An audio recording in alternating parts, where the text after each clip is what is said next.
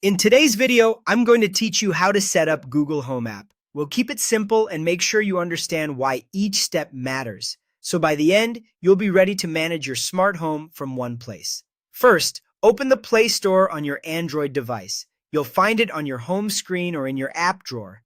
If you don't see it immediately, swipe up to search for Play Store. Before you continue, it helps to be connected to Wi-Fi and to have a few hundred megabytes of free storage so the download goes smoothly. Next, search and install the Google Home app. Tap the search bar at the top, type Google Home, and look for the official app published by Google LLC. Tap Install and wait for the download and setup to complete. If the button says Update instead of Install, go ahead and update. This ensures you get the latest features and security fixes.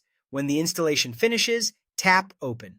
Once the app launches, sign in with your primary Google account. This should be the account you use most often for Gmail, YouTube, or your Android device because it keeps your homes, devices, and routines in one place. If your phone already has Google accounts added, you might just need to pick the right one from the list.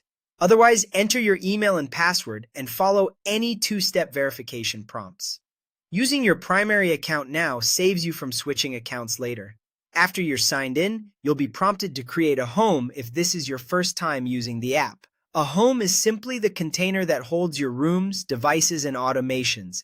Give it a clear nickname. Something like My Apartment or Main House works well, so it's easy to recognize, especially if you manage more than one place in the future. You can also optionally add your address.